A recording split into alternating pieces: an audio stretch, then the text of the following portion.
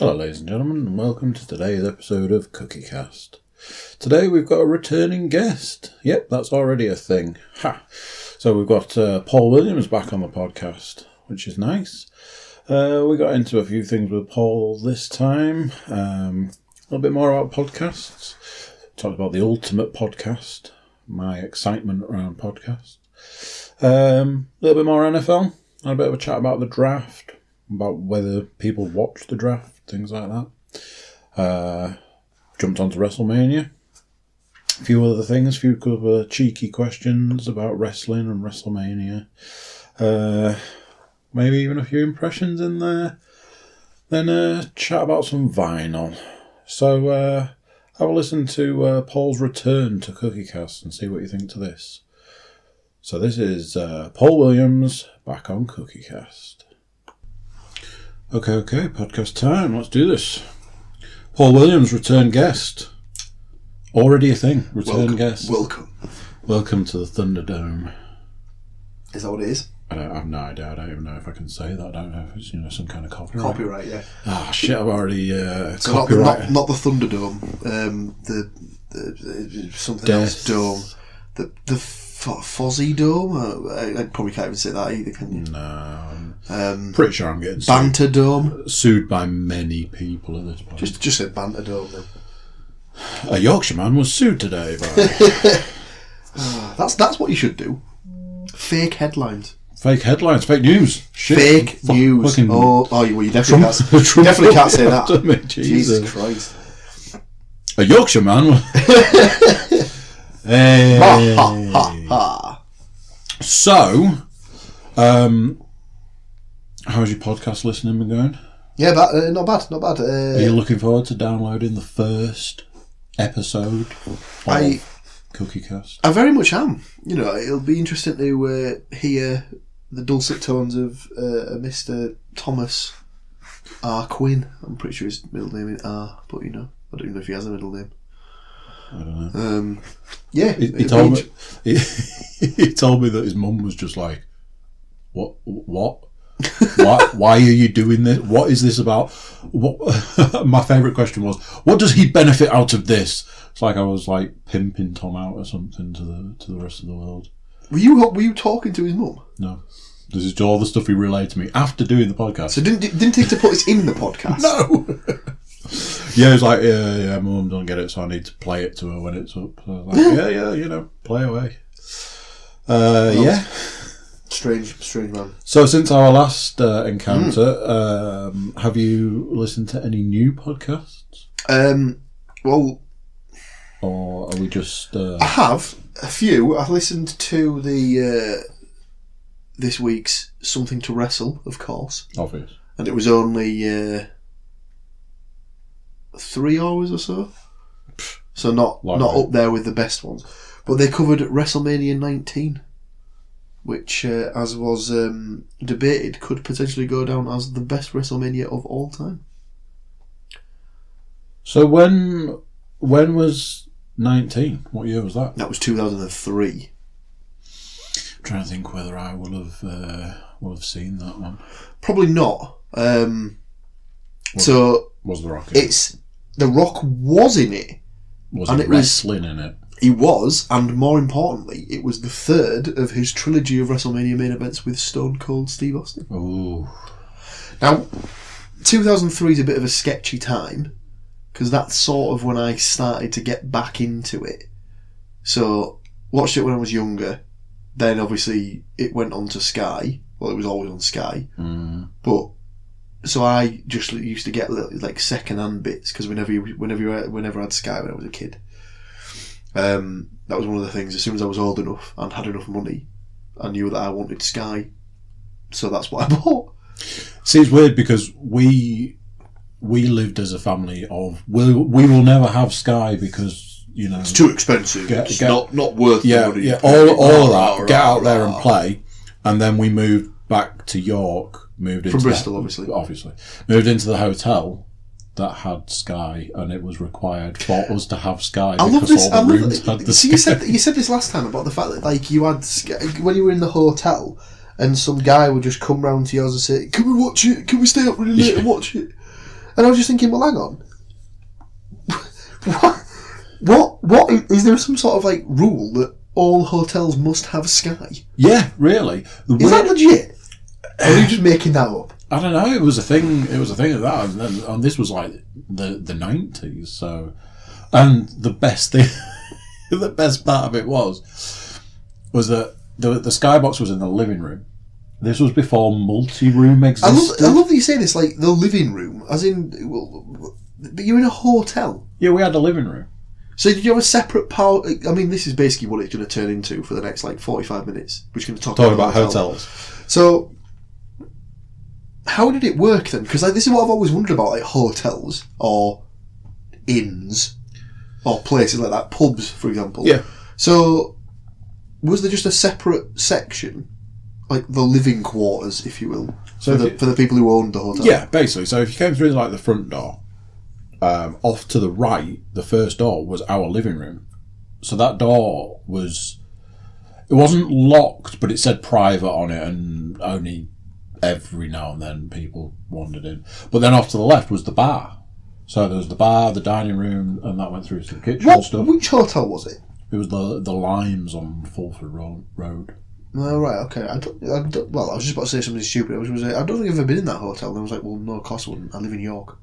Yeah, I mean, people generally don't stay in hotels in the places they live. Although I have stayed in a hotel in York. Interesting. Yeah, that's a long and probably not very clean story. Oh dear. Yeah. Let's just skip way on past that. And in other news, a Yorkshireman was yeah, so we lived in the hotel, so we had living areas. We had our own living room, we had our own bedrooms, bathrooms, stuff like that.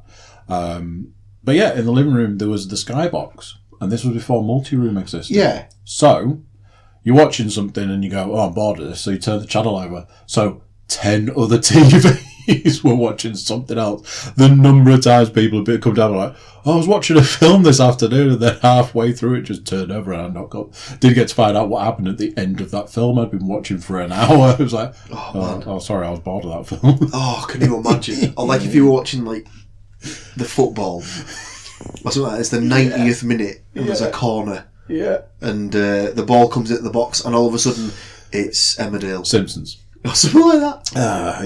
Yeah. It was a thing, but you know, we were kids and we wanted to watch stuff, and yeah. Obviously, you wanted to see what escapades Stone Cold had got to that week. Yeah, indeed.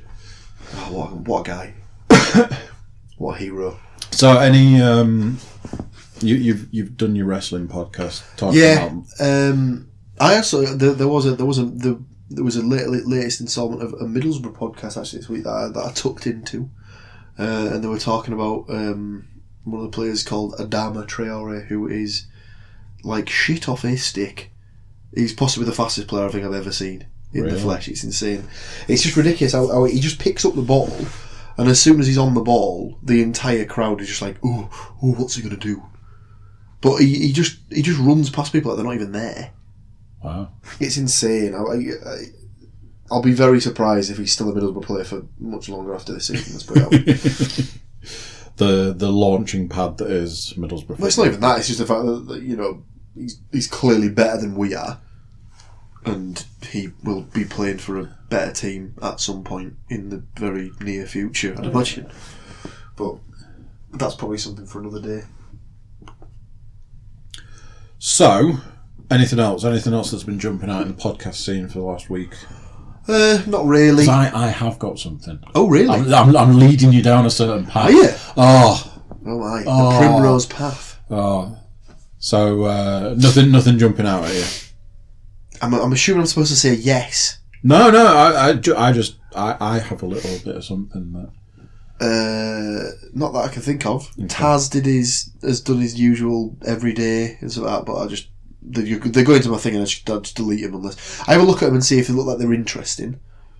So at the moment they've been talking a little bit about draft stuff and trades and free agency stuff like that. Also for the NFL.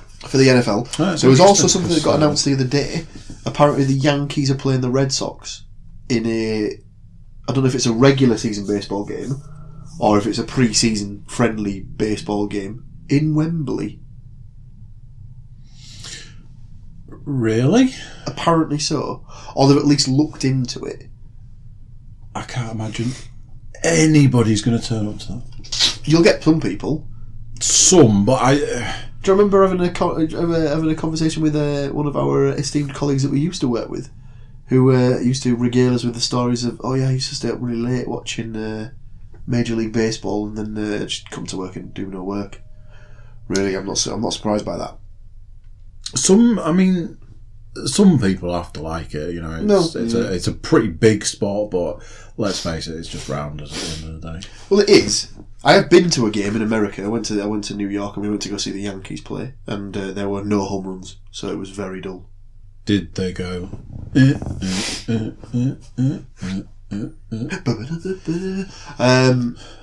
Eddie Izzard's joke on that piece of music is fantastic. No, but we did get a corn dog each, a massive beer each, and you know. So you got a foam finger? No. Oh no! I got a little miniature bat instead. You know, so if someone breaks into my house, rather than trying to, for want of a better phrase, finger them to death, I can wrap a small miniature baseball bat around the head instead.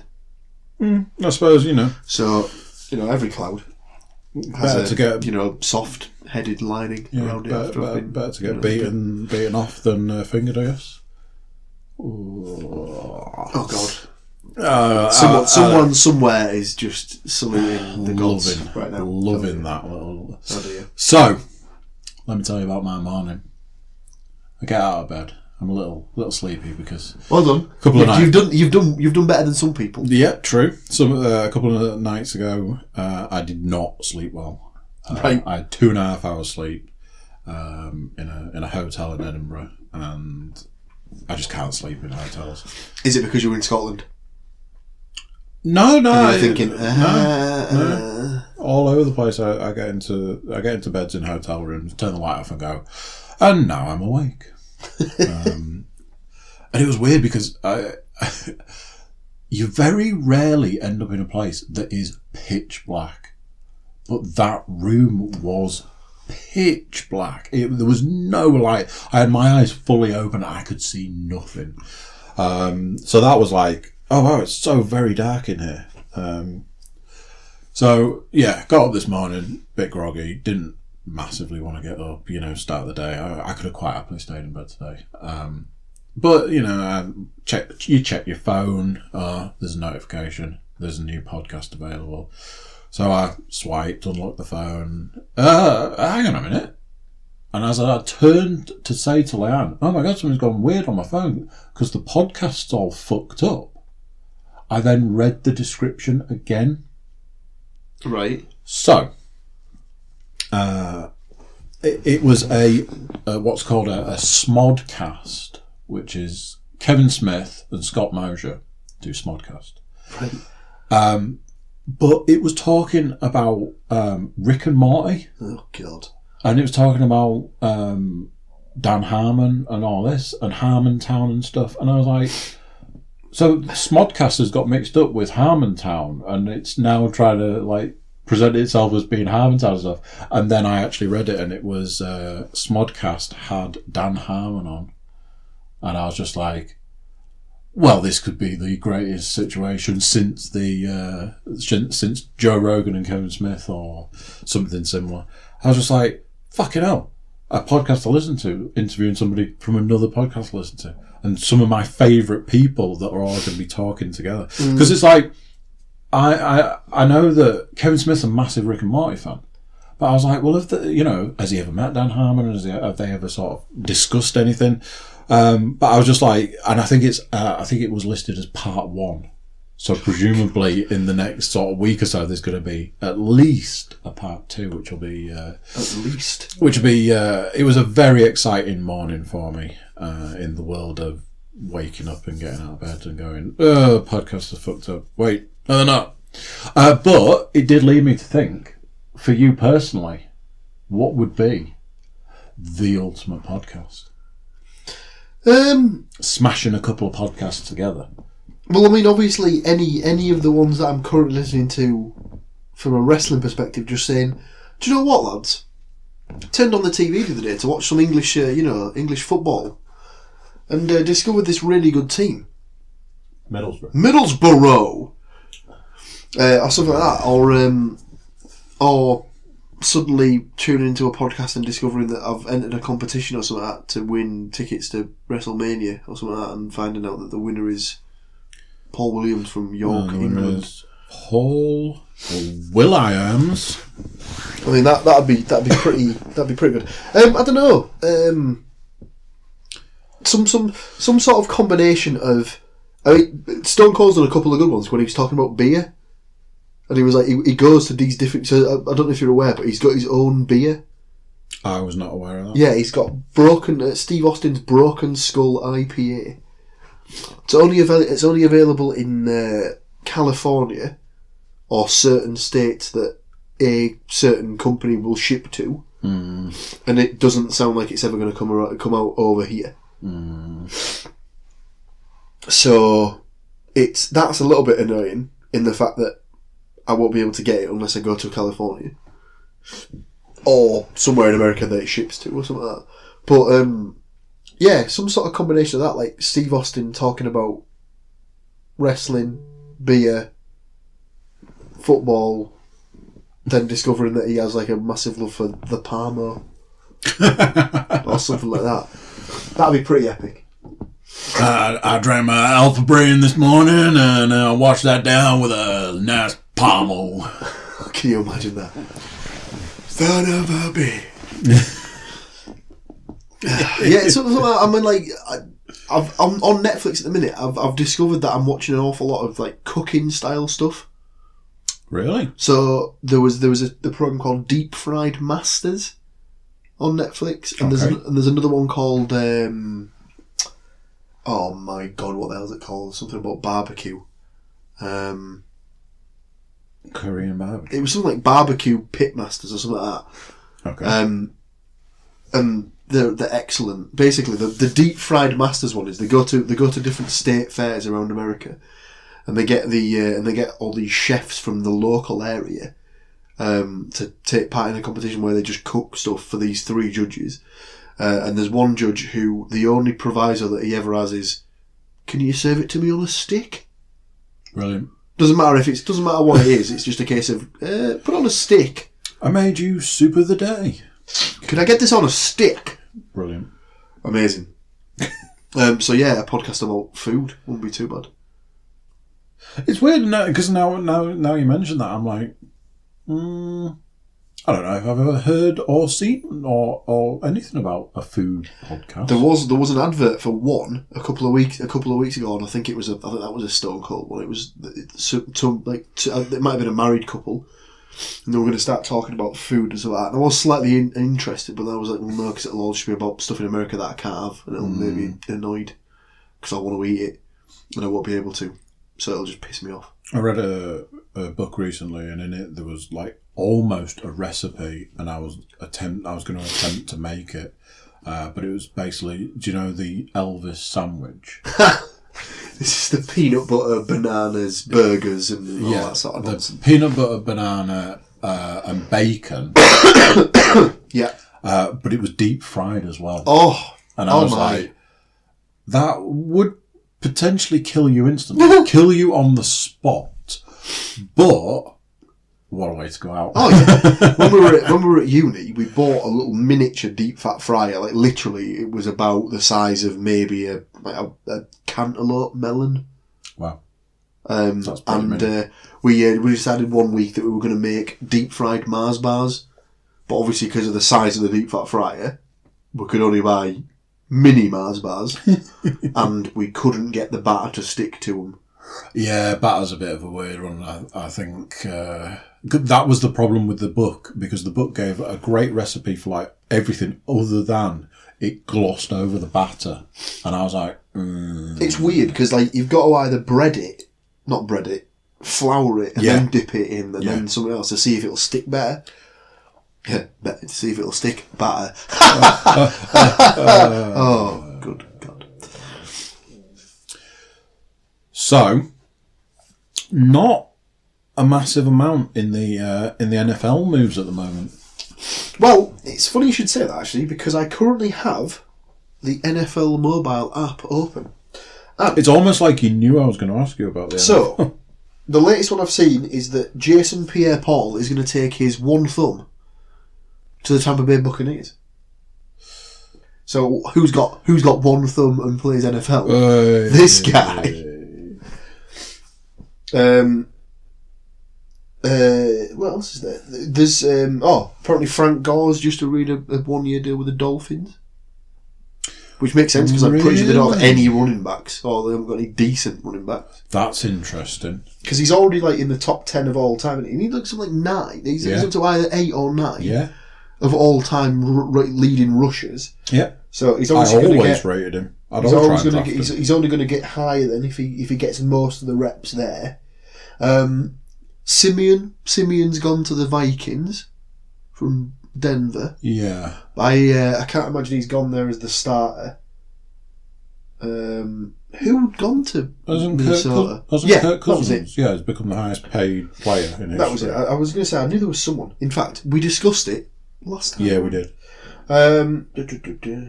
Nothing else. They're talking about where Sue's going to go. Yes, I saw that earlier. He's been cut by the Dolphins. Yeah, I saw that earlier in the week. Not... I wasn't like, I'm really worried about where he's going to go. I was a bit like... but yeah, it seems to have slowed down a little. But something I have seen recently led me to an interesting talking point, or what could be an interesting talking point. The draft. Yes. The draft, for the first time, I'm going to say ever, is being televised. Well, it's always televised. But is it like it's like... Because I'd seen it on an NFL post. Well, I don't really know, to be honest with you, is the answer to that one.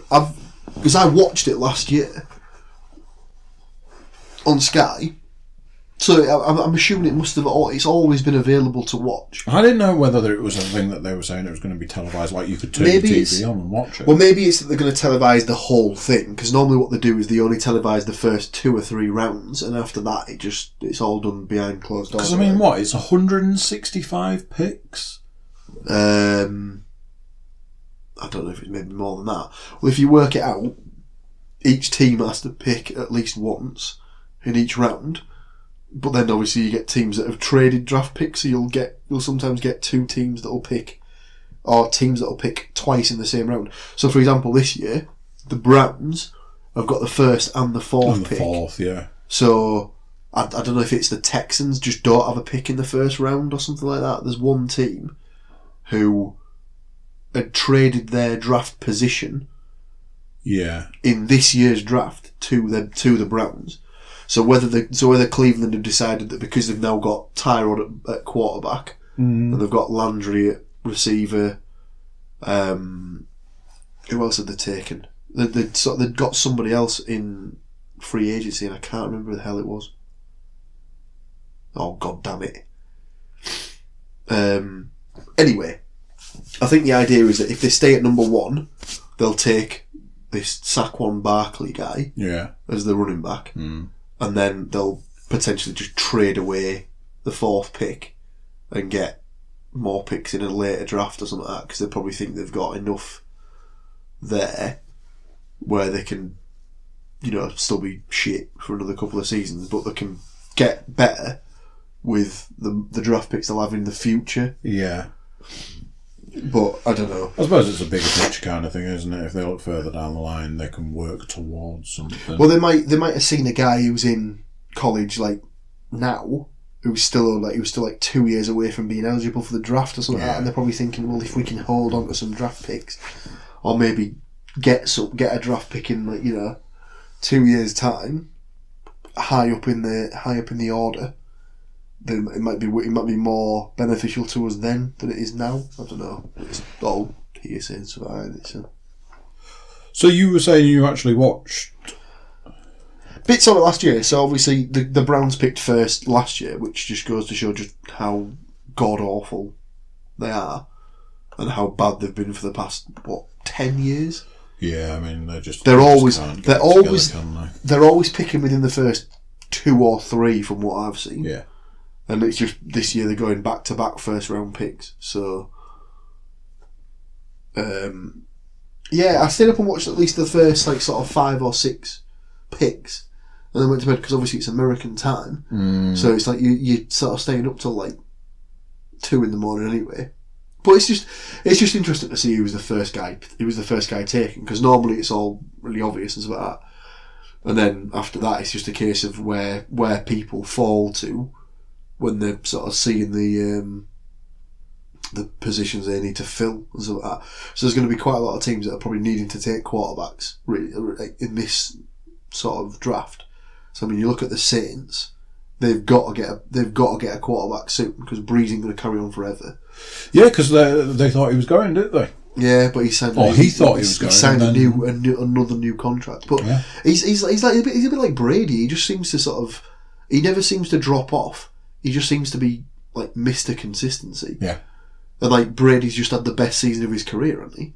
Like highest yards he's ever posted, probably not the most touchdowns, but like. And I mean, the fact that he threw the most yards of any player ever in the Super Bowl and still lost the game, it's insane. So I think is it something that ridiculous? Like his last 2 Super Bowl appearances combined, he's thrown for over 1,000 yards, or something insane like that. Yep, absolutely crazy.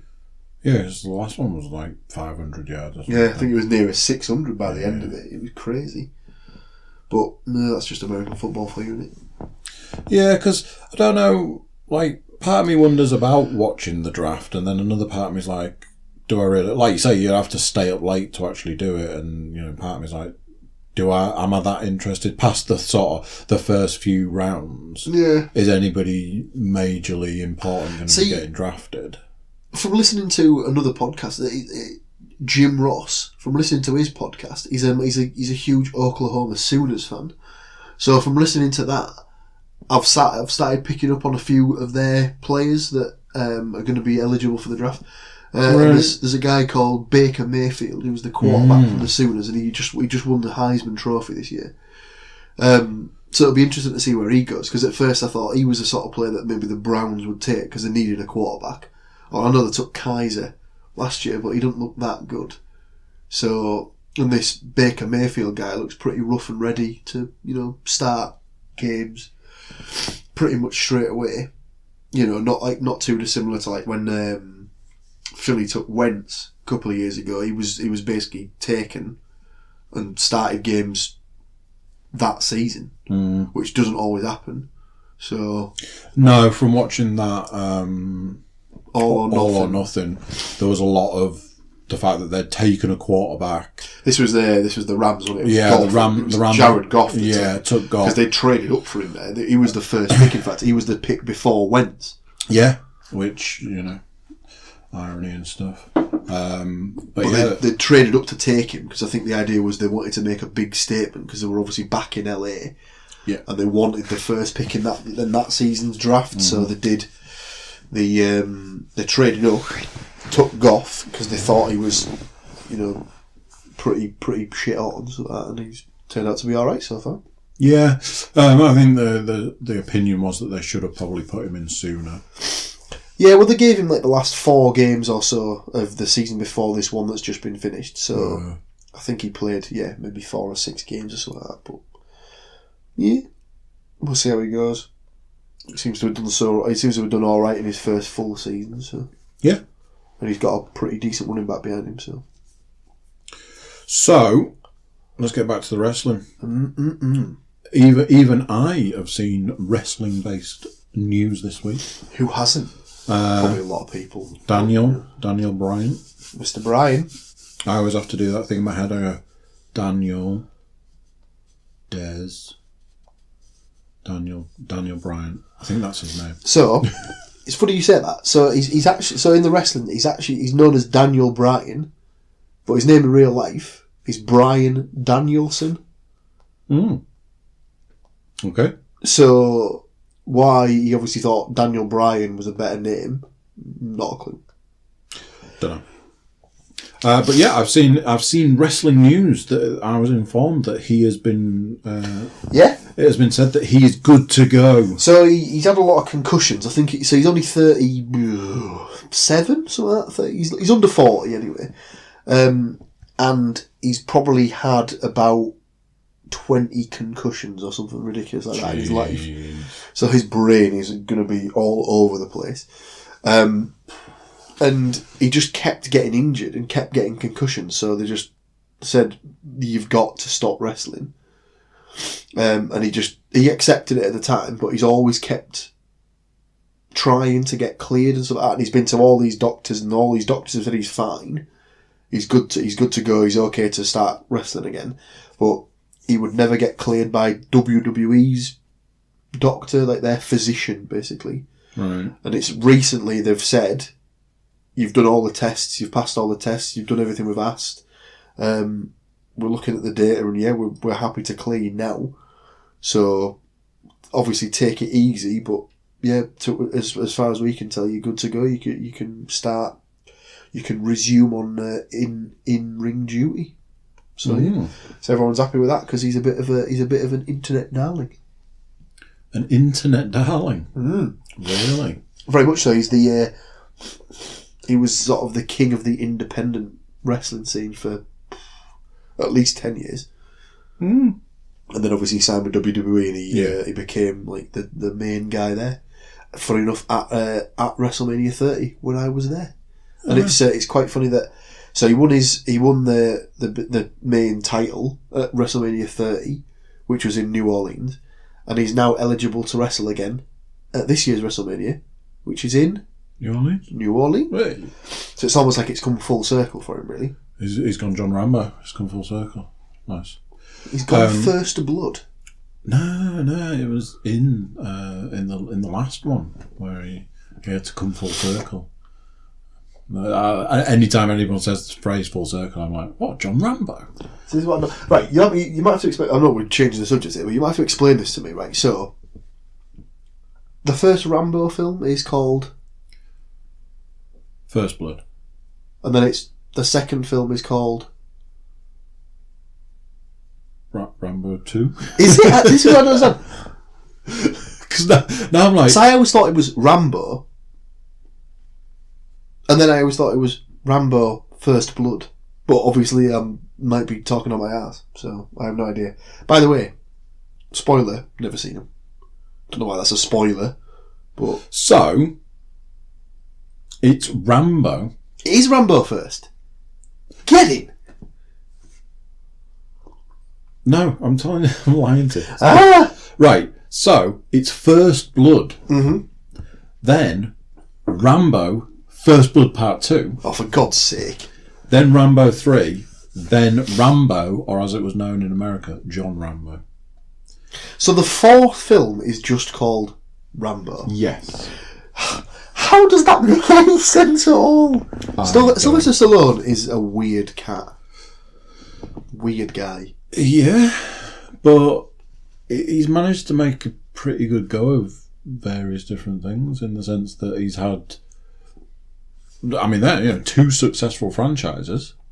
I suppose. The Rambo films has birthed 4, and potentially, I'm pretty sure there's still an intention to do another one. Well, I remember, this might actually shock you when I'm about to say it. I have seen 2 of the Rocky films. But which 2? The first 2. The first, as in 1 and 2. As in Rocky and Rocky 2, I'm assuming it is. Yeah. So, this is back when I was at uni. We'd agreed to do a Rocky marathon day. Watched the first 2 and I was like, do you know what? I can't do any more, lads. I'm out.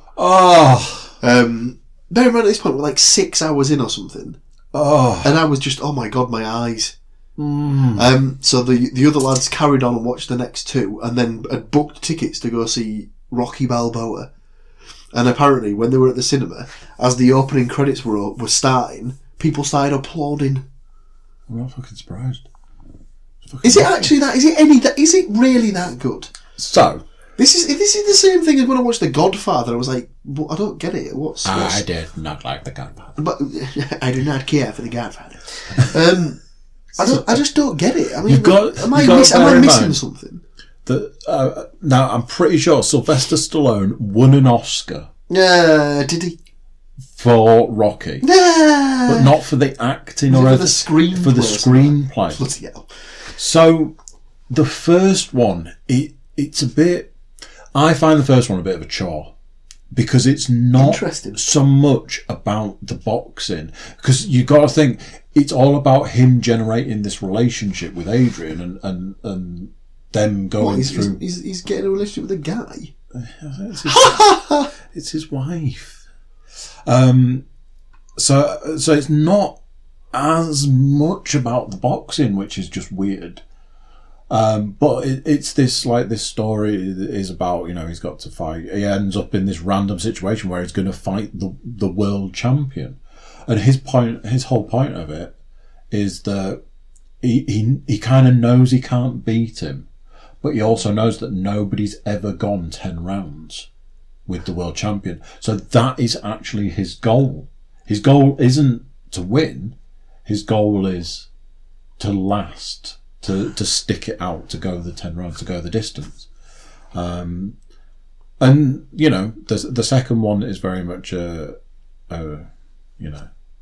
some people think that he probably won, some people say he didn't, and it's just the rematch.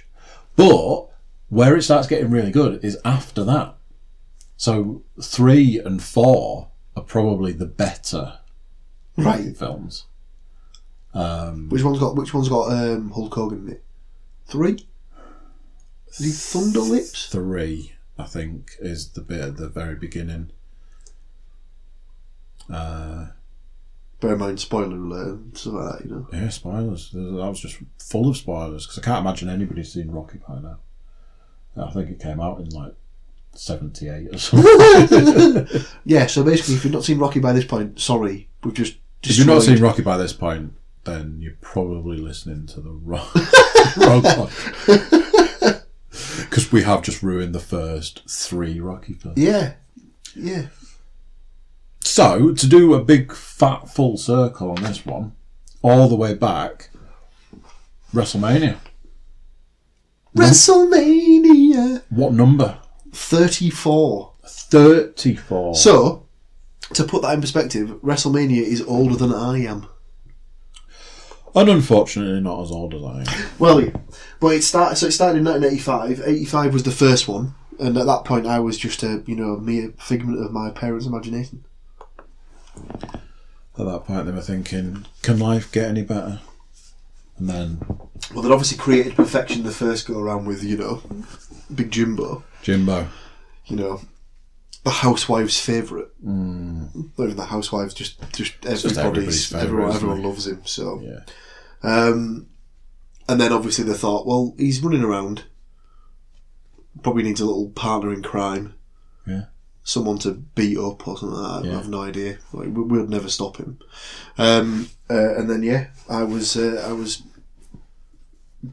brought about in 1986. So 1985. So it's been going for that long. 33 years. So this is the 34th instalment this year. It'll be going down on April 8th, I think. So I'm going to say the same thing I say to you every single year around about this time. Oh, yeah. Will Stone Cold be there? Well, he is scheduled to be in New Orleans that weekend at a place called WrestleCon. Really? So they do a wrestling convention-y type thing where you can pay to go and meet the wrestlers, get a picture taken with them, get an autograph. It's extortionate. I was going to say, and they will take all of your money from you. It's pretty pricey. They're quite happy to take your money from you. So when we went to New Orleans in 2014, we did go to WrestleCon. I personally only got 1 or 2 autographs and photos because I am not a massive collector of things like that. Mm-hmm. But the gentleman that I went with has got sort of a wrestling room where he's got all these signed photos and signed action figures and he collects the belts. And when I say the belts, I don't mean the little toy belts that you can get in like Toys R Us or like Tesco or whatever. It's closing down, isn't it? Apparently so. R.I.P. End of an era. These are the replica belts done by the company that cost a couple of $100.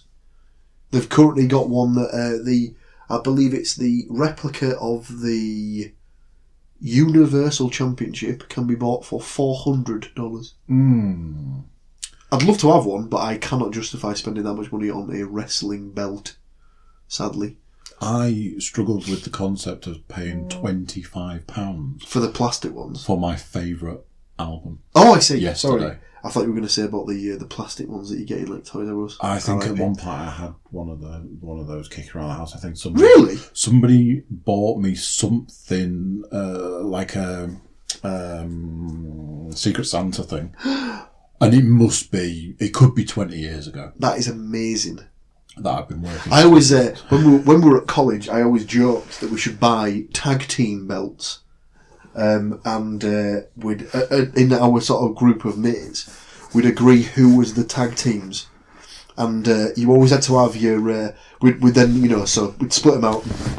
Everyone would have their own specific partner, and you'd always have to have your wrestling gear on underneath your regular clothes, and you'd have to carry whoever was the champ, or the champs would have to carry the belts around with them at all times, and if you were challenged, it was a case of you'd just strip all your clothes off and you'd have to have the match right there and then, regardless of where you were. So if you were in the middle of the road, rules is rules.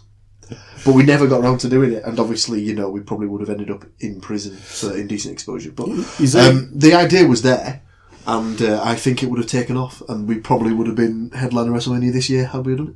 You see, I heard university tag teams and college. This is at the college. This is the college down near Tesco. The college. Even that. For anyone who doesn't live in York, that made absolutely no sense whatsoever, because that could just be a college near any Tesco in any city in the world. No, go to Tesco's. There's a college there. You'll find it. It's fine. Head out now. Go now. I heard higher education and tag teams, and my mind went into a different place. Disgusting human being.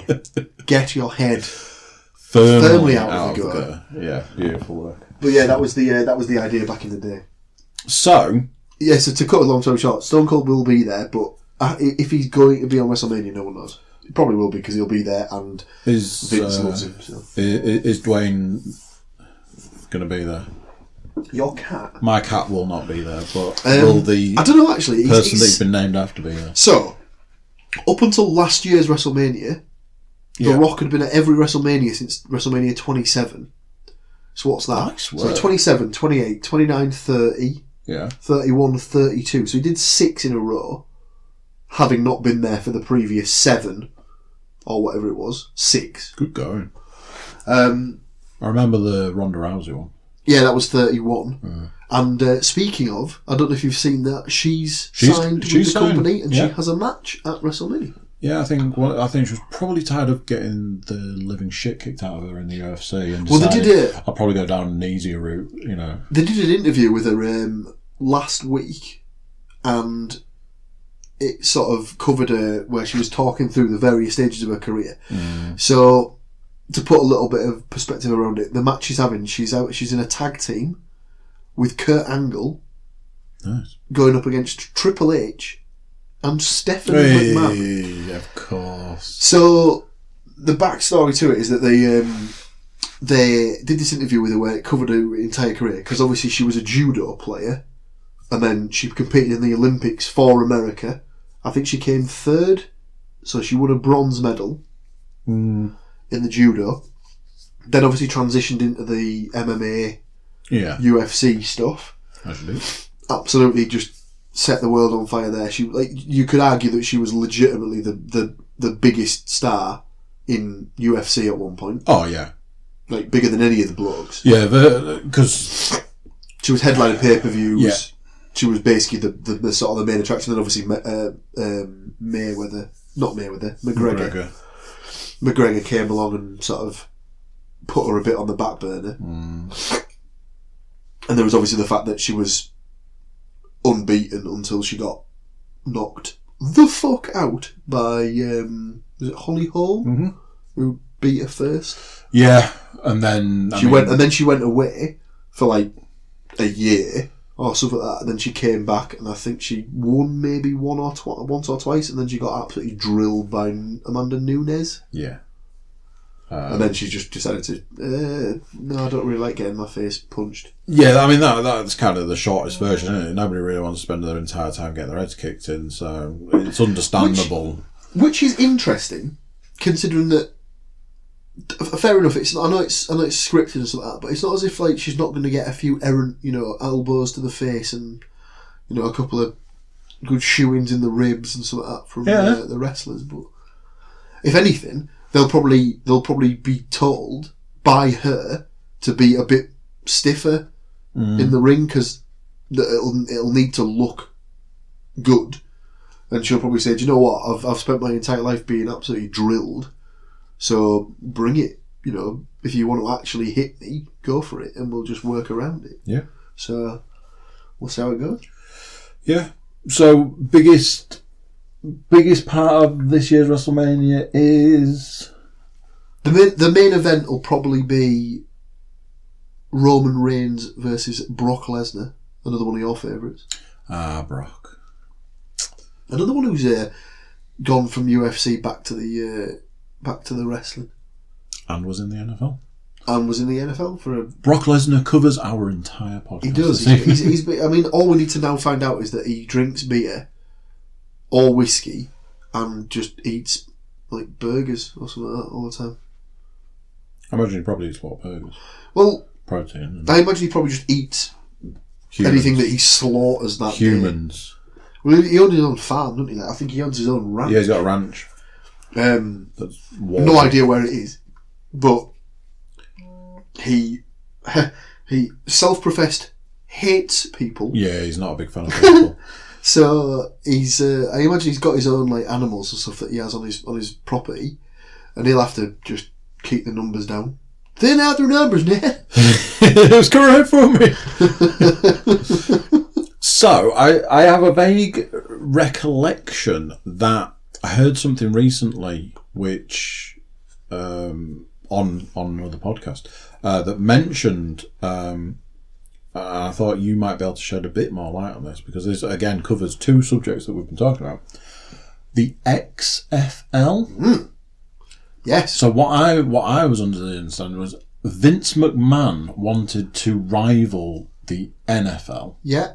So created his own football league. He did. Called the XFL. Yeah.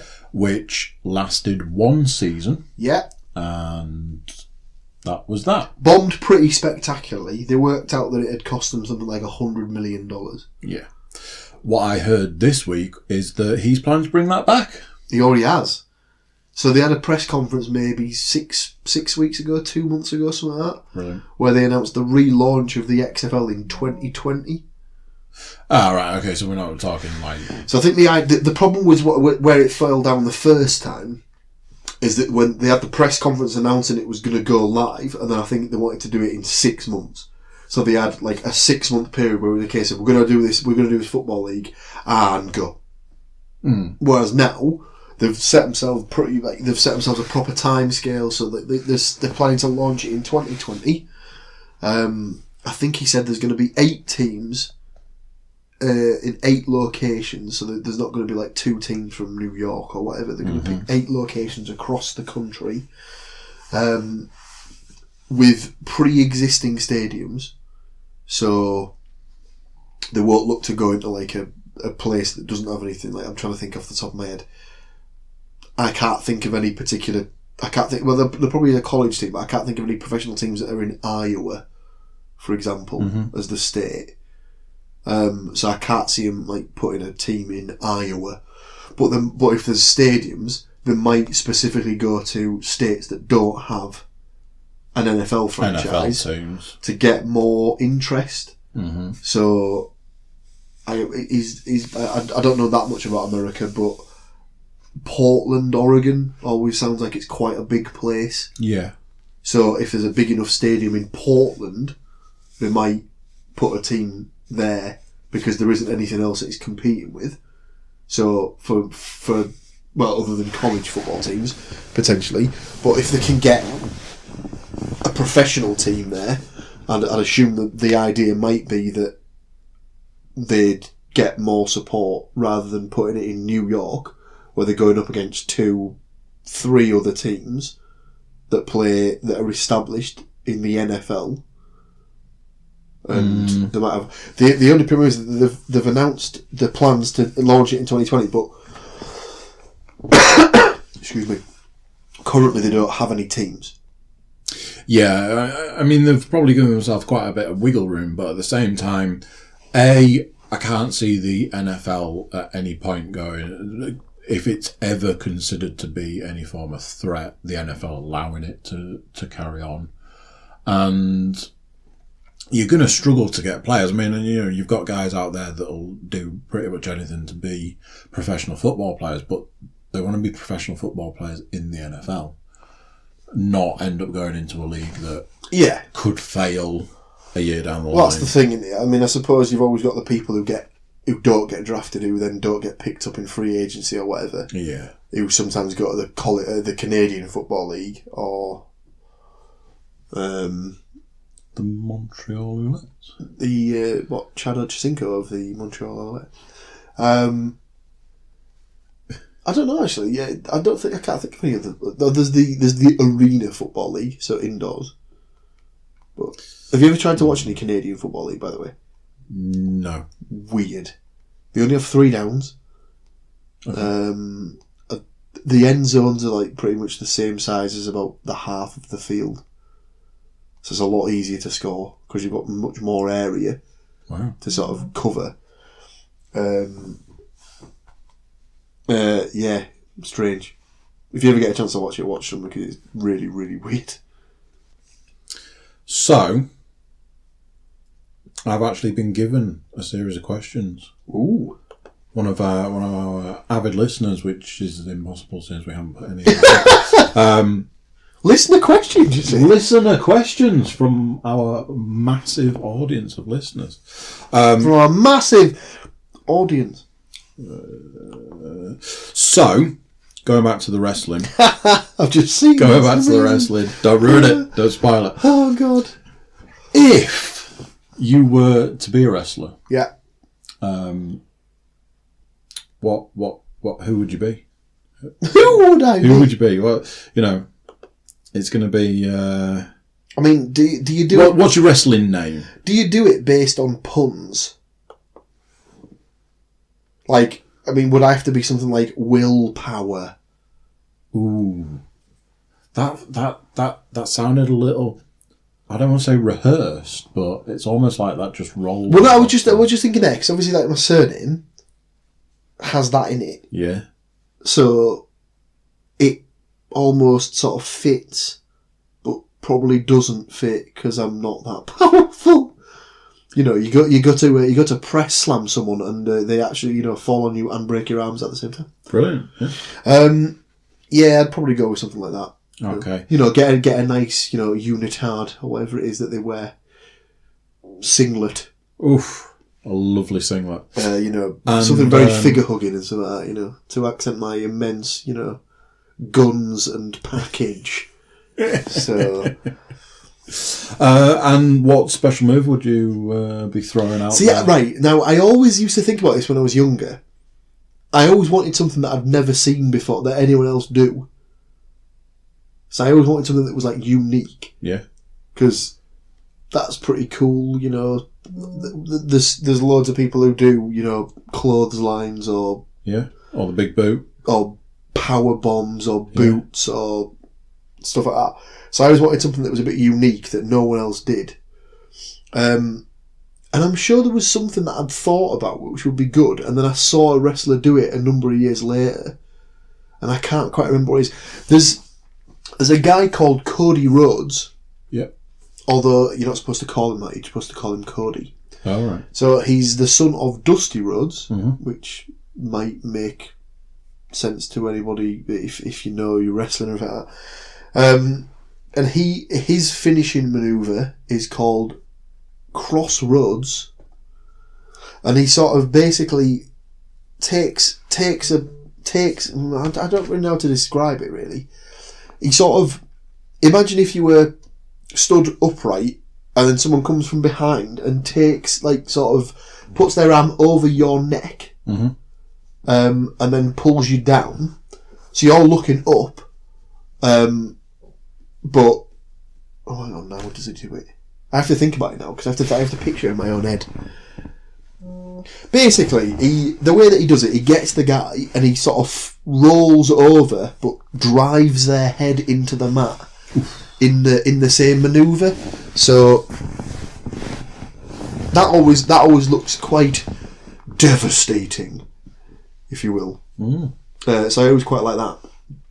I always thought that was quite good. I mean, but you can't go wrong with the old classics, though, can you? I mean, who wouldn't want to just rock bottom someone through a table? Yeah, I mean, or give someone the pedigree. I always thought the most impressive finishing move was the 619. Yeah, I was going to say it's pretty good that you can use the ropes and stuff like that. Agile and all that. So, I watched a little film the other day called "I Love You, Man." Oh, good God! Great film. Great film. This is something that it's going to like tie into various different things, but the conversation in "I Love You, Man" where they're doing the slapping the bass, a slap on the bass, and because Leanne was on the first podcast and I got her to do the impression of the week because they were just doing like impressions to each other of the same thing, and me and her were just crying about that kind of the way they were doing he was trying to do the impression and she was correcting him and she was just like, I have never done an impression on the podcast. And I was just like, no, because this is exactly what it's all about. It's the but that scene makes me cringe. He's good. I'll jump out of my bath.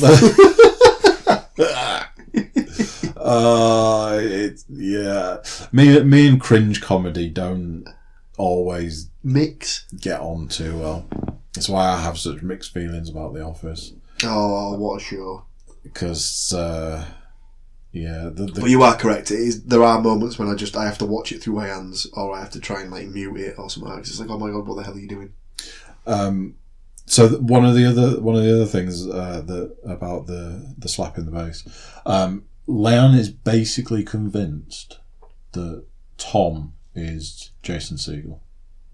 And interesting. She would like to know if you would agree with this. No. Well, I suppose no. What does she mean? As in, they are one and the same. There's an episode of How I Met Your Mother. See, I've never really watched that. And obviously, he's in that. Yeah. And Barney, who is oh my God, what else is his name? Dookie Howser. Yeah, yeah, that's his name. What the hell's his name? Neil Patrick That's Harris. the guy. His character, he works in this office building in a bank and stuff, and he just gets this call from security going, a Sasquatch has been spotted in the building. Right. At which point he's like, and then it just sees Jason Segel walk past the window, like slightly hunched over and like striding like a Sasquatch. And it used to crack Leanne up, and she'd always go on about that scene. And then now she has this thing that she's convinced that Tom and Jason Segel are cut from the same cloth. So she wants your take on whether you think that Tom is part Sasquatch. Well, I don't know. Does a Sasquatch have pubes for hair? I don't know. They're quite hairy, to be fair. Yeah, but is that hair entirely pubic? I don't know. Personally, I've never seen one. I've only seen, artist renderings. Yeah, but you've got to admit that. I mean, it'd be nice if you could put some sort of picture up to go alongside it when, like, with the person who's on the podcast that week, because I feel that the people would love to know that Tom Quinn has hair that is both pube-like and also the exact same as any llama that has ever existed. It is like... It's insane. It's uncanny. Yeah, it is llama. It's uncanny how much it looks like a llama's. It's insane. It's beautiful, man, at the end of the day. So, I want to know what joys you've brought for me this week. In the we're only going to do a short one this time round. Yeah, because last time we properly knocked out the park. We kept it going, didn't we? We just absolutely boshed it. The conversation was flowing like cheap wine. It was at a cheap wine party. I have no idea what I was going for there. So yeah, did you bring me an impression this week? Well, you sort of had my Peter Griffin a little while ago. You can reuse your Peter Griffin. I did not care for The Godfather. Yeah, it's not the best. No, I don't think it's going to top my Barney. The Barney was pretty good. Tom did actually ask. He did ask what impression you'd done. Did you play it to him? No, I didn't. You should have done. You should have given him a little tester of what it sounds like to do an impression. I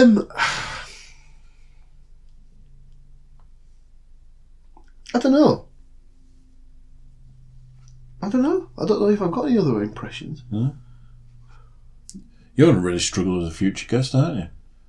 I'm going to have to if I'm going to have to do one every time. I'm going to have to set you the task that I've set Leanne, that she has to learn an impression each week. I mean, is that even possible? Is that a possibility? I mean, I'm not Alistair McGowan. Oh, there's a dated reference. That's a little dated. I have no idea. So, have you thought about any adverts? Any people you want to advertise for? So who did I say last week? Buffalo Wild Wings, didn't I? Buffalo Wild Wings. Did Tom say something about golf? You should just see he literally was just like anything golf based. We mentioned it like sort of at the start, but any sort of Parmo shop in Middlesbrough that wants to start, throwing a few. I think you should get out there. Chicken portions our way. I think you should get out there. I mean, obviously not you, but start pinging your local Parmo shops. Oh, Parmo. And just be like, have you ever thought of advertising on the radio or something that's like radio? Is it possible? No, I need to think about this one. How big? Oh, here we go. Yeah, it's going to get good. How big can you get those fake chickeny type escallop things? I believe the ones that we had this evening were pretty big. Because we would need to get one that is the same size as a Parmo. And we could make you... He's trying to make a vegetarian... I'm trying to make you a veggie Parmo. Oh, wow. Because, one, you're a man who deserves such a thing. Wow. And I'd love to see it, personally, because it'd just be interesting. I mean, for anyone who's never had one before, I mean, you're sort of excluded because you don't eat meat. But just picture, I mean, like, at the end of the day, anyone who eats meat, who doesn't like chicken nuggets, for example? I don't know anybody that doesn't like chicken nuggets. So, imagine you've been served a gigantic chicken nugget. Yeah. I'm with you so far. I mean, that to me sounds perfect. But wait, there's more. On top of that gigantic chicken nugget, you have had bechamel sauce lovingly poured over the top.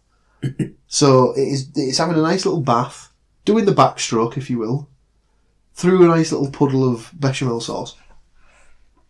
On top of that, you have a little rich crumbling of cheddar cheese. Then what do? You send that puppy through the oven for maybe 10 minutes to get it nice and golden, nice and crispy, nice and cooked in. Then you put it in a box with a side of chips, little customary salad in the corner. Take your knife and fork and just have a jolly fucking good time. Amazing.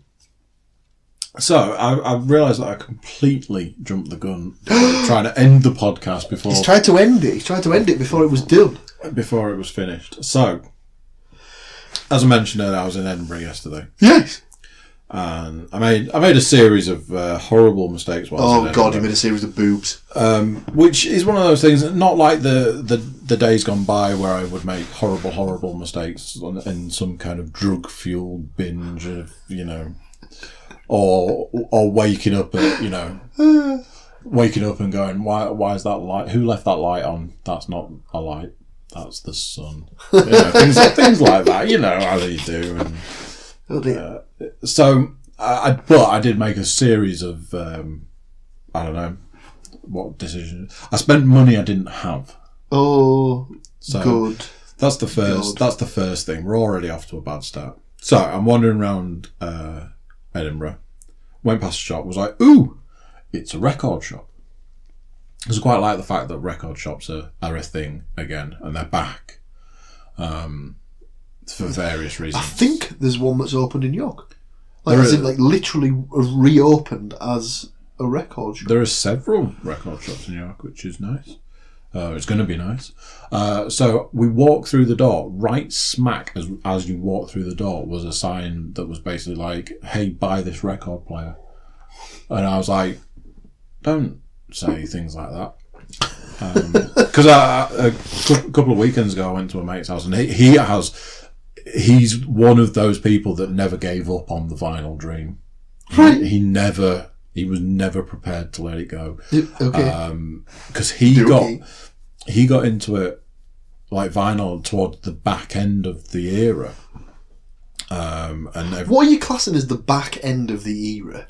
When you could still, because I remember like my mum / parents always had a turntable. Right. But then it was like, I suppose for our age, certainly for my age, it was cassettes. Yeah. And, you were lucky if you had your own CD, but it was more cassettes. I had a Walkman, and that was the big thing. A lot of cassettes and stuff. Did we cover this on the last one? I had a mini disc player. Well, I was going to go on to say, so I went from Walkman to mini disc player. And this was a huge thing. It was sold as being the next. Yeah. It was supposed to be huge, wasn't it? It was going to be, we were told from the very start that it was going to be the next big thing. It was going to be huge. It was going to be massive. It was going to be so versatile. It could do so much. CDs had the chance of getting damaged, but this was a mini CD encased in plastic. All this sort of. And I'll tell you how much I believed in the hype.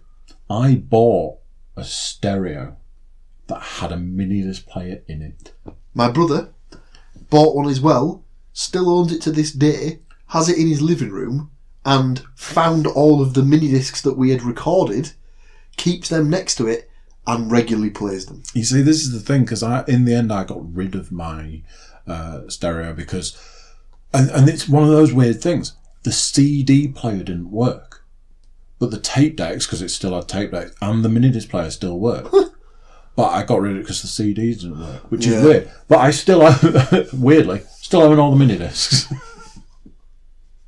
Do you actually still have them? Somewhere in this house are boxes of mini discs. I'll definitely have to steal some of those. I'll dig them out for you because I'm sure this is going to be some pretty good ones. Some of them are even actual bought ones as well. My mate used to buy me them. When you say bought, as in, do you mean the album? Yeah. Right, so we only ever found one, and it was a Jamiroquai album. That we own on minidisc. I own an Iron Maiden. Oh dear! Because my mate was like, I insist you listen to the new Iron Maiden, so I bought you it on minidisc. I was like, wow, okay, cool. So going back to it, my mate, whilst we were all buying minidisc players, he had a CD player very similar to mine in that it had the three. You put 3 CDs in, and the CD changer spin round and stuff. Yeah. He had one of those. He has always, he got me into so much music. We had a deal that he would buy one CD and I would buy a Metallica album. And this was before we were really into like Metallica and stuff. And my granddad, he bought me a Metallica album in a record shop in Preston. You know, it's an awful long way to go from Bristol. I know. He got me into so much music, Machine Head, Fear Factory, Korn, you know, all that sort of stuff that I listened to through the 90s. And around about the back end of that time, he made the move to vinyl. Right, okay. Now, vinyl was well and truly on its way out at this point. But I always remember my mum, my dad. My dad was huge into vinyl back in the 80s, and then he made the switch to CDs. My mum always had this massive stereo that worked for forever, and the top part of it was a record player. Yeah. And we had vinyl. I've got vinyl that is still in her possession, stuff like that. But my mate got into vinyl at the back end, that you could still buy vinyl. You could still buy record players and stuff like that, and he sort of jumped on that, and then he started buying. But this was around about the time that he was also moving away from what I considered our musical taste into his own musical taste. He went down the death metal route, right? Black metal, and I was like, oh, that's a bit too far down the road for my liking, I'm afraid. Don't get me wrong, I actually like the music side of it. I just can't deal with the quote unquote singing. Screamy. It really is screamy. I know people say to me, oh, you just listen to that screamy music, and I'm like, no, I listen to like heavy metal, but the black metal and stuff like that, the singing side of it is where it's too much for me. See, I've always thought with that, you can't even make out the words in some of them. That's exactly the reason I have the issue with it. And then it's when somebody tells you, oh, the words on that album are great. What? But you know, I'm very each to their own. He loves it. He goes to festivals. Anyway, I'd gone to his house. I sort of lost touch with him for a few years for various reasons. And then I'd gone to his house because he was like, "What are you doing?" I was like, "Watching a movie." "What are you doing?" He's like, "I'm at work. I'm finishing in a bit." I know, I appreciate it's Saturday night and it's late notice, but you know, my missus is away. Do you want to come round? Because I'm going home to listen to vinyl. I was like, nice. Yeah, actually, that sounds all right. I was like, this film, you know, there's only an hour left on this film. You're at work for another hour, so yeah, okay. So I went to his house, and after a rodent incident, his cat had brought a rodent in that had made its way into his shoe, and he put his shoe on. Oh my god! Yeah, we had some fun with that. After that, we went upstairs, and I think he'd pandered to me knowing the stuff that I would want to listen to, right? Which I really appreciated because he put some fucking amazing music on. He's got Wild Hearts vinyl, which for me was big. Do you remember Skunk Nancy? He put a Skunk Nancy vinyl on. Just some like Sepultura. He put a Black Sabbath album on, and he was like, you know how old this album is, and it was like, this album's, I'm sure it was like 48 years old. It was released. 48 It was released old. in 1970. Oh my god! And he was like, "Do you know what that means? That means that this is the closest you and I can ever get to actually hearing it." And it's like, oh, that's weird and depressing all at the same time. But the short version, I really enjoyed the experience of sitting and listening to the vinyl, and it's something that I've often thought I'd kind of like to get into a little bit, not huge. I mean, I know there are some people that go really down that route and become quite elitist. I told a friend of mine today that I'd got a record player and some vinyl, and he told me that I was a hipster, and I was like, This isn't the gentleman you sit next to at work, is it? No, it's not the hipster I sit next to. Because if there's a man who knows anything about a hipster. No, it's the other hipster that I know that makes out that he's not a hipster but tells everybody else they As I've already said, I bought a record player, which can be seen from here. Just one of those little boxed ones. Little. I call it like a suitcase record player. Right. Okay. Does it stay in the case at all times? Yeah, literally. You open the lid and you put a record on it. Right. So now this is not going to make any sense on this because people can't see it. Okay. But does it open up where the base or the actual sort of plate is higher than the inside of the case? Yeah. So you can put a 14-inch. Oh yeah, vinyl. It'll do like full size vinyl and stuff. Right. Okay. That's all I was checking because Yeah. I was just thinking, how do you fit bigger size on that? Oh yeah, because it's obviously at the level of the case. So because I was buying a record player, I decided that really I should probably buy some vinyl to go with it. You would have thought so. So we ended up in another record shop where I purchased some Black Sabbath vinyl. Right. So I was like, you gotta have some Sabbath. Well, you say that, but... And then when we went back to buy the record player, I was like, we'll get some vinyl in here, like new vinyl. So I got some Creedence Clearwater Revival, which I'm a big Creedence fan. And I bought the first Rage Against the Machine album. But I think it's just the sound quality of music that was recorded in an era of vinyl. When you listen to it on vinyl compared to when you listen to it digitally, you just there is this subtle difference to the sound. I've noticed. I put the Black Sabbath one on last night, and it was like just in that instant where you go, it sounds different. And the only way I can describe it is it sounds like it's supposed to sound. Yeah, well, you'd imagine so. Like, the thing that's always like the thing that I've always thought was weird about vinyl is, for starters, I don't know how the hell it works. I had it explained to me many moons ago. But at the same time, I'm not sure I could relay that information because I'm not sure I fully understand. I don't understand how you can get sound into grooves. That's what I don't get. I think it's to do with the knobbles. Yeah. But I like I say, I'm not overly sure. But yeah, I wanted to impart my my impulse buying on a record player and some vinyl. There's a segment for you.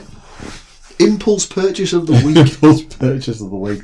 Unfortunately for me, that is something that probably could be a thing. Or frivolous purchase of the week. I am certainly not as bad as I used to be, but my word. I am listening. We are saying this as we're sat in a room filled. This is with knickknacks. Yeah, I don't populate this room anymore. This is all from years of I'll just buy that. Like I used to try to explain to people, going back literally 10 years, I was earning 3 times what I'm earning now. Disposable income does not even cover it. I used to go on payday. I used to go to the cash machine and then ultimately into the bank, and I would withdraw £500 in cash to pay for the party that I'd arranged that evening. Oh dear. And would just literally have everybody I knew round to the house and would just like, yeah, I've bought like 250, 300 quid's worth of booze and stuff. And stuff. Well, I was like, and then I've probably spent 200 quid on drugs. Yeah, there we go. There we go. Hey, do you want some of these drugs that I bought? But yeah, disposable income wasn't an issue, so I just bought whatever I wanted, whenever I wanted, sort of thing. Now, disposable income does not exist. So it's not all that difficult to not buy stuff, but I have curbed things quite a lot. So it was a big thing buying the record player because, like I say, I didn't really have the money, but I was like, well, we get paid next week, and I have been after one for a while, and I'm not going to buy a shed load of vinyl, although I did. I bought what I consider to be some starter vinyl. But yeah. Well, because we did actually have this conversation earlier at work, I will dig through some of the vinyl that my brother and myself bought several years ago to see if there's anything that you want to take or borrow or just have a little playthrough and stuff like that. Because we went through a phase of buying a lot of singles on vinyl. And because my brother used to own 2 turntables and a mixing desk. 2 turntables and a microphone? No. Straight on my head. You don't know that song? No. Was it... I want to say Beck. Beck? Yeah. Bloody hell. Look it up in the Bectionary. Hey, Odelay is a word. Look it up in the Bectionary. Oh, God. Oh, there's another one you could do. You could do a podcast based around TV shows that used to be awesome and should have quit whilst they were ahead. Yeah. Unfortunately, Family Guy will probably always come in as number one. Not The Simpsons. Or Futurama. Oh, wow. Yeah. Jeebus. Futurama. What a show. Should have stayed dead. I must admit, I tried to watch the 3 films that they released after they sort of brought it back. I watched the time travel one. Was that Bender's Big Score or Bender's Game or something? And then was there The Beast with a billion backs? I think I watched that one, but literally couldn't care less about it. So, and that was round about the point that I was like, not sure about this. So I didn't watch the other film, whatever that was. I watched the first 4 episodes of the new series and went, no, I can safely say this should have stayed cancelled. And that was that, and I've never watched any since. Are they still making it? I have no idea. So Simpsons, Family Guy, and Futurama are firmly in the top of that list. Maybe that can be the top 3 for next time. Which 3 shows should have stayed cancelled? Yeah. There you go. So I think, unless you've got anything that you want to impart on me before we end. I don't think so. I've done it in a little weird order, but hey, you got to roll with the punches these days. Absolutely, yeah. No, I think that was... I think we've covered pretty much all the topics for this week, haven't we? Boom. Right then, we'll end it there and then... Marvellous. I dare say there'll be another one at some point. I'll invite you back for another go-around. Another catch-up. Maybe there'll be more... we might get another one in before WrestleMania, get that hype going. Yeah, obviously, the listener questions that, come flooding through the gates. Listener questions, which reminds me, I need to set up... We'll have to answer all those. This on the next podcast, what I will do is I will relay what is going to be the email address for listener questions. That's right. Good God. Oh, questions at steveaustinshow.com. Yeah. Or not. I know that Kevin Smith and Ralph Garman do take the piss out of themselves because they're still using AOL for Hollywood Babylon. Do you want to throw out your Twitter handle? That's something you mentioned last time. Yeah, I mean, you can do. Do you want to? I mean, you can. You can follow me if you want, but all you'll get is probably one tweet every 6 months or so about the fact that I'm at a Middlesbrough game. Boom. So it's a very boring Twitter. And I'll even have to check it. That's how little I use it. But I believe it's at PaulJW1986. But I'll just... No, there's probably an underscore in there somewhere. I should have probably preempted this by saying, I'm going to throw your Twitter handle out because you suggested it and that's probably a good idea. Should have got Tom's while I was there. Woulda, shoulda, coulda. You say that, but I don't think he's even on it. Yes, it is at PaulJW1986. No underscore. No underscore. All one word. At PaulJW1986. And like I say, you'll be very bored. Please don't just follow that and be the only follow on your Twitter feed, because your Twitter feed will literally be empty. Well, there you go. Another Paul J. Williams 86 podcast in the bag. Called it. Let's call it quits there. Call it quits while we're behind or ahead or one of those. As always, it's been a pleasure. It's been a pleasure having you. I'm going to have you back. Thank you. Bye-bye. So there you go. What did you think to that? Paul, back on the podcast. It was a good little chat, that one, I thought. Give us a shout. Tell us what you're thinking. Hit us up on Facebook, Cookiecast. Give us a shout on Twitter, at cookiecast.pod. Give us a shout on our Gmail. Yes, that's right. You can email us at cookiecast.pod@gmail.com. Yep, we've got the Instagram page that's still not got any pictures on it. Tell you what, why don't you tell us on Facebook that you tweeted us, that you sent us an email with a picture on for the Instagram account. That's a good idea. So yeah, give us a shout. Tell us what you're liking. Tell us what you're not liking. Tell us what you want more of. Tell us what you want less of. Tell us what you think. Give us a shout. And I will catch you next time. Bye-bye.